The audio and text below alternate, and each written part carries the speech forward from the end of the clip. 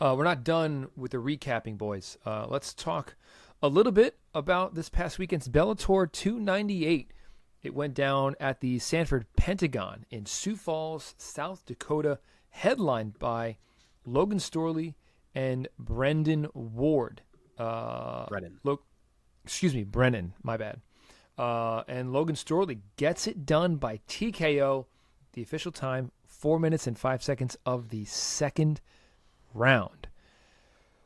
Great stuff from Storley, man. Mark, you want to start us off? Give us your take on the performance from Storley.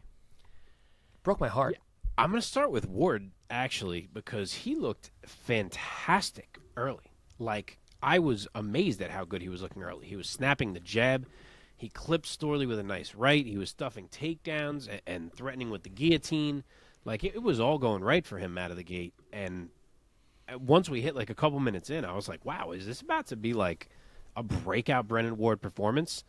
But Storley, being the quality of wrestler that he is, he found a way to get that thing to the ground. He got stuffed on a takedown, spun like 360, spun out of it to end up on top of Brennan Ward after getting stuffed. And that is how he finally got to a spot where he could work the wrestling. And then from that point, he controlled Ward the rest of the round. He was heavy on top. He found one nice elbow, some smaller shots. I think it built his own confidence for what he was able to do if he could get it back to the mat again. Nothing huge in that round, but he was able to take round one. But then round two came, and he had to push through some shit again, man, because Brennan Ward came out looking dangerous again. He was just peppering that jab. He was landing clean shots. I think that might be the fastest hands that we have ever seen from Brennan Ward, because he looked really dialed in. But then Storley gets another huge takedown, kind of a blast double. This time he has Ward against the fence, which was a game changer for him, because now Ward couldn't move on the bottom quite the way that he did in round one. He was kind of able to crimp Ward's neck up, get him a little stuck, and he found an opportunity where he, as I said, he got Ward a little stuck, and he was able to open up with some consecutive shots. And they weren't huge, but it really just put Ward in a place where, like, he had to focus on escaping so he didn't keep getting hit. And in trying to do that, he just stayed open because he was trying so hard to kind of get away. And to Storley's credit, he was like, fuck it, I'm just going to keep throwing a million shots right now. And I don't know if I loved the stoppage, as tough as Brennan Ward is, and as much as you could see he was trying to work back to his feet. Personally, I think I would have let it go on a bit longer, but I get the stoppage simply because of how many shots Storley was throwing. And I give him props for pushing it the way that he did to earn that stoppage. So well done by him. Okay, Omar, what were your thoughts of Storley's win? So I have a little bit of a different take about Brennan Ward in that fight. I found his performance to be a little annoying, personally. And I say that because he spent a lot of the early part of that fight where Mark is right. I thought his striking had good moments early on in the fight where he was catching him, he was landing, but he was backing up too much. Every time he was landing something, he was like fucking jumping back like he was in an anime.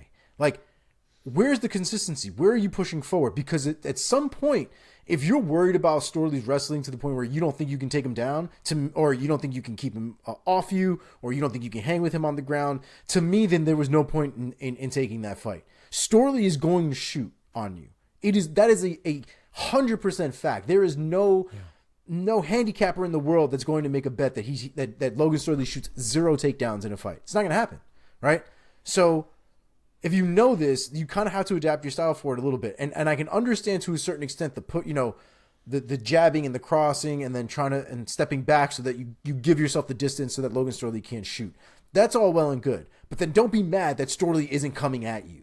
Don't start talking shit in the middle of the cage that all of a sudden, why are you moving away? Why aren't you like, it was weird for me to see Brennan complaining when he was the one in the center of the octagon. It's very possible, but it annoyed me. Like, it was one of those things that it seemed like he was annoyed that there was no forward pressure from Storley when Brennan Ward was consistently moving back while also controlling the center of the octagon. Or whatever the hell it is, a decagon, a fucking cage. Circle. Thank you. Circle. The Bellator circle. It's a tricky shape. It's one or the other. They're always sides, no sides, corners, no corners, multiple corners. Yeah. Hexagon, decagon. I don't know. But my point is I didn't care for it. And to be honest, even if there was no shit talking, the approach of consistently moving back, not cutting Logan off really to any extent, and kind of allowing Logan to sort of still be comfortable in certain positions, and giving him that much distance also allowed Storley to time and place his own power double. Like, this is not somebody who needs a body lock to take you down. Logan Storley will fucking, like, fly across the octagon or the circle cage thing and, like, tackle somebody. And it's exactly what he did in a lot of respects. There are moments in that fight where Brennan Ward got lifted off of his feet in a forward motion, or in a back motion, I guess, for him. But my point is the frustration that Brennan Ward found in that fight, even at the end of that fight where he was seemingly upset that he kept getting taken down and whatever, like, he did that to himself. I thought he had a lot of opportunities to put more on Logan Storley, to keep the pace, to keep the pressure on Logan Storley, and not rely so much on such a crazy management of distance in that fight. It wasn't my favorite performance from him, and I'm good on Logan Storley for adapting and eventually going where he needed to go to win that fight. So this was for the interim welterweight belt? What did you say? This is for the interim Bellator welterweight belt? No, not for any belt, just a fight. Oh, that's what Wikipedia says. That's why I was thrown off, because I don't remember a belt being wrapped around him. No. What? Wikipedia says it was for a belt? It definitely was not for a belt. Yeah, because he lost the belt too. And why would there be an interim? Yaroslav Amosov is perfectly healthy. That's why I was confused. Okay. But yeah, it's interesting that you saw it that way. And where to me, I was like not surprised by it. I was like, yeah, he's trying to stay out of range so he can't get grabbed, and he's trying to find his timing to lunge in with a 1-2 until he finds the one that turns Logan Storley off. Like, I almost want to rewatch it now and see if I change my take after hearing your feel of it. Yeah, it wasn't my favorite performance. Interesting. I like it. All right. Let's carry on. We're not matching these guys up, right? Nah, we got too much to do. We got to run. Too much. Come on. Too much, guys. Believe this one was for the interim heavyweight belt. No, it wasn't. It wasn't. God damn it. Why do you keep saying this? That's what I'm reading online. Who did they give the belt to? I'm confused. Where are you reading this? Okay, heavyweight division, Valentin Moldavsky defeats tall Steve Mowry by unanimous decision. A shutout on the scorecards, 30-27 on all three. Omar, give us your take of this fight. Yeah, I mean, I'd have to agree. I thought Moldavsky looked dominant in that fight. I thought it was a well-fought fight, but I thought Moldavsky clearly won that fight all 3 rounds. I don't think it was. There's anything else you can really say about that performance and the rounds and the scoring and all that. I thought it was a clear 30-27. Mark? Moldavsky did it. I said it last week how he almost had to make a statement of his high-level legitimacy here, and he did just that. He won every round of this fight behind his wrestling. Really, the story of this fight was mat returns, because Steve Mowry actually did a pretty good job to work back to his feet again and again, and I give him credit for that. But the problem was he could never create an opportunity to do any damage once they were standing again, because Moldavsky was just absolutely undeterred and would just dive right in for another leg or a takedown or whatever and return him to the mat every time. And then by the third, Mowry was finally too drained to get up, and it was over. Moldavsky did pretty well the whole time on the ground to land strikes. Just a really strong wrestling exhibition for him in every single sense, and he hands Mowry his first loss. Okay. You might say that he chopped tall Steve Mowry down to size. Sorry. You can't win them all. Okay, in the middleweight division, Aaron Jeffery defeats Dalton Rosta by UD 30-27, 29-28, and 29-28, winning the interim. No, I'm kidding. Mark, go first. Got me. Yeah, I'm pissed at myself, man. I was into Aaron Jeffery. I took him to beat Salter, and then just the way Salter handled him, I kind of hopped off, and I wish I had not, because he looked good here. First round, it looked like we were going to be in for a really competitive fight. Rosta was pushing a pace. He looked strong. He was hanging in the striking with Jeffery, which was a question. He was even edging out the work in the clinch, I think. I gave that round to Rosta. I thought things looked like they were going pretty well for him. And then round 2, I don't know if he got tired or what, but he decided that he needed a single leg takedown at all costs, and he paid for it. You know, Jeffery just continually stuffed it. He controlled the head.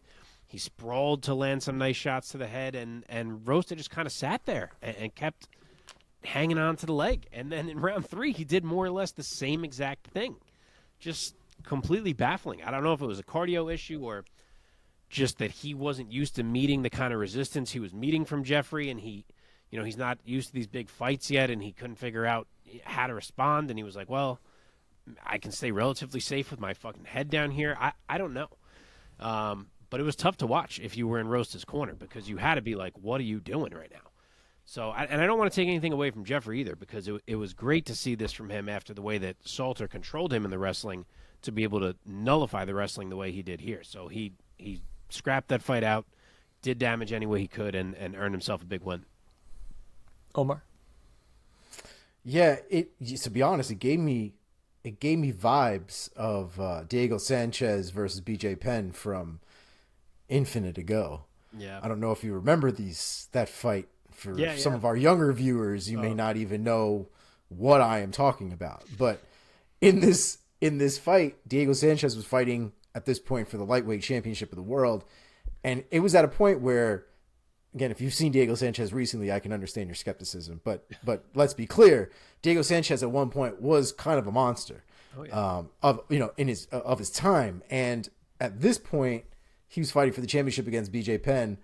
Everybody a lot of people thought that Diego Sanchez was going to win, could at least put on a great performance. He was like wrecking dudes to get to this point.